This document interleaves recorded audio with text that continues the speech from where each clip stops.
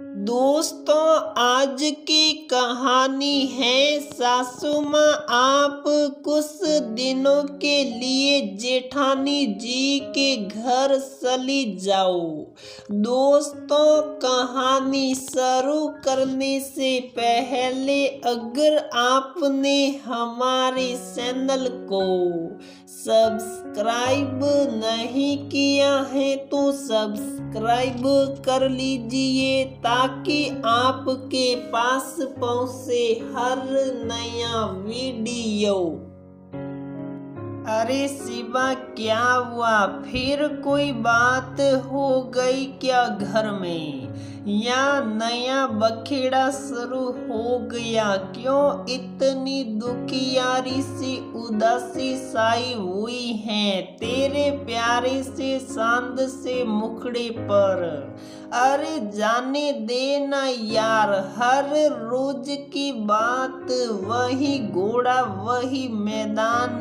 तू अपनी सुना सालू, सब कुछ ठीक ठाक चल रहा है न तेरा? की वही घिसी पीटी हर दिन की राम कहानी? यार कितनी भी कोशिश कर लो, बस कुछ भूल से भी गलती हो जाए ना तो सारी कोशिश से काल कोठरी के समंदर में डूब जब्त हो जाती है। और ऊपर से तानों की गन, घोर बरसात में खुद को अकेले पाती हूँ। पति देव तो पल्ला झाड़ निकल जाते हैं कि तुम सास बहू का मामला तुम ही दोनों निपटो। क्या करे यार, जिंदगी यूं ही गुजर जाएगी अपनी। जेठानी साथ में रहती थी जब तक, तब सासू माँ को वो खारी लगती थी, लेकिन अब मैं उनकी नजरों में हर लम्हा खटकती हूँ। मेरा कुछ भी किया उनको समझ में ही नहीं आता। जेठानी जी के अलग होते ही जाने मेरी सारी अच्छाइयाँ कैसे तुरंत बुराइयों में बदल गई। सीमा सालू को समझाते हुए कहती है, सोने पे कभी गौर किया है? सोने के अगर 100 टुकड़े भी कर दिए जाने ना तो उसकी कीमत सदा बनी रहती है, कभी कम नहीं होती ना ही घटती है। लेकिन मालूम है सीमा, मेरी सासू बात बात पर अब जेठानी की ही बड़ाई करती रहती है।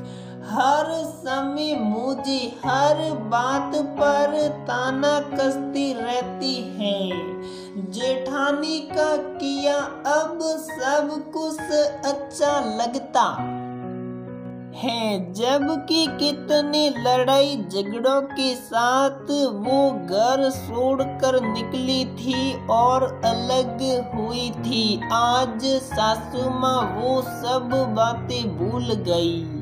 सीमा, क्यों न किसी बहाने से सासू माँ को तू जेठानी के पास भेज दे कुछ दिनों के लिए। फिर देख, सारी हकीकत सामने आ ही जाएगी और तेरी किस्मत फिर से बदल, तेरी कीमत पहले से ज्यादा बढ़ जाएगी। हाँ यार सीमा, बड़ा अच्छा सुझाव है तेरा, एक बार आजमा ही लेती हूँ। कुछ दिनों बाद दोनों सहेलियों की अचानक एक पार्टी में मुलाकात होती है। वाह, बड़ी खिली खिली लग रही मेरी जान, क्या बात है? बता जरा, सब तेरे सुझावों से ही हुआ ये? करामात हैं। तो सही कहती थी यार, सोने के 100 टुकड़े कर भी दो तो उसकी कीमत कभी कम ना होती। दूसरे दिन ही मैंने अपनी सासू माँ से कहा, कुछ दिन के लिए माँ जी मैं और अर्जुन बच्चों के पास जा रहे दुबई। काफी दिनों से बच्चे बुला भी रहे हैं, लेकिन मुझसे पूछे बिना कैसे तुमने और अर्जुन ने सब कुछ तय कर लिया। सासू माँ गुस्से से बरस पड़ी। इस बार तो इन्होंने भी कह दिया, बच्चे नहीं आ सकते तो हम दोनों को जाना ही पड़ेगा। फिर क्या था, टिकट बनवा ली। फिर मैंने माँ जी से कहा, आप अन्यथा ना लेवे, बच्चे अभी आ नहीं सकते, इसलिए हम दोनों ने जाने का तय किया है। तो सुन छोटी बहू, मैं और तेरे ससुर जी दोनों बड़ी बहू के पास चले जाएंगे। तू आके ही फिर से संभालना अपना घर। अब मुझसे घर का काम धंधा नहीं हो पाएगा। हम दोनों जब तक तुम लोग ना आओगे बड़ी बहू के पास ही रहेंगे। चलो अच्छा हुआ, मन ही मन भगवान जी को शुक्रिया किया कि मुझे नहीं बोलना पड़ा जेठानी के पास रहने के लिए। 1-2 दिन तो जेठानी ने खूब खातिरदारी की। सोची सास ससुर यूं ही आए हैं, लेकिन जब मालूम हुआ जब तक हम लोग नहीं आएंगे वो वहीं रहने आए हैं, उनके चेहरे पर हवाइयाँ उड़ने लगी। सासू माँ को सारी असलियत नजर आने लगी। सबको दूर के ढोल ही सुहावने लगते हैं।